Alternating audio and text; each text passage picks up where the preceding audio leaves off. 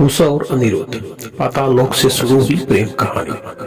प्राचीन काल में असुर राज बलि के पुत्र बाणासुर का राज्य पाताल लोक में था। वह भगवान शिव का परम भक्त था। वो उनकी कृपा से उसने 1000 भुजाएं प्राप्त की थी।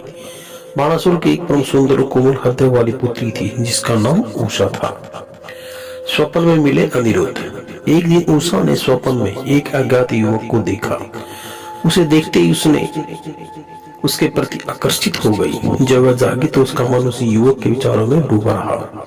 उसकी सखी चित्रलेखा, जो चित्रकला और जादू विद्या में निपुण थी, उसने उस युवक का चित्र बनाने को कहा।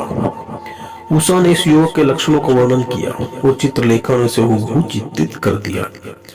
जब चित्र पूरा हुआ तो चित्रलेखा ने पहचान लिया कि वह कोई और नहीं बल्कि द्वारका के यदुवंशी अनिरुद्ध है, जो श्री कृष्ण के पौत्र और प्रद्युम्न के पुत्र थे।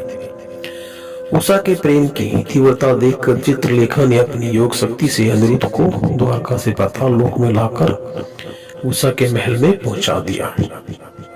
बाणासुर का क्रोध। जब बाणासुर को इस बात का पता चला कि उसकी पुत्री उषा अनिरुद्ध के साथ महल में रह रही है तो वह क्रोधित हो उठा। उसने अनिरुद्ध को बंदी बना लिया और उसे कठोर दंड देने का निश्चय किया। उषा अपने पिता के निर्णय से दुखी हो गई, लेकिन वह अनिरुद्ध को छोड़ने के लिए उसे मनाने में असमर्थ रही। श्री कृष्ण का युद्ध। जब द्वारका में अनिरुद्ध के लापता होने का समाचार पहुंचा तो श्री कृष्ण, बलराम और प्रद्युम्न विशाल सेना लेकर पाताल लोक पहुंचे। वहां उन्होंने बाणासुर से युद्ध किया। इस युद्ध में बाणासुर के 1000 भुजाओं से युक्त सेना ने यदुवंशियों का सामना किया, लेकिन श्री कृष्ण ने अपनी दिव्य शक्ति से बाणासुर के अधिकांश भुजाएं काट दी। बाणासुर ने श्री कृष्ण से प्रार्थना की और भगवान शिव ने भी इस युद्ध को रोकने का अनुरोध किया। श्री कृष्ण ने बाणासुर को जीवन दान दिया, लेकिन उसे अपनी अधर्मी प्रवृत्तियों से दूर रहने का आदेश भी दिया। उषा और अनिरुद्ध का विवाह। युद्ध समाप्त होने के बाद श्री कृष्ण अनिरुद्ध को अपने साथ द्वारका ले गए।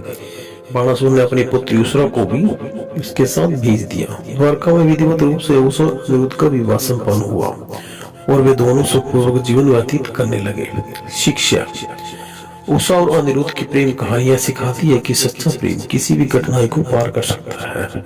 इसके साथ ही यह कथा भगवान श्री कृष्ण की करुणा और धर्म के प्रति उनके अटूट निष्ठा को भी दर्शाती है।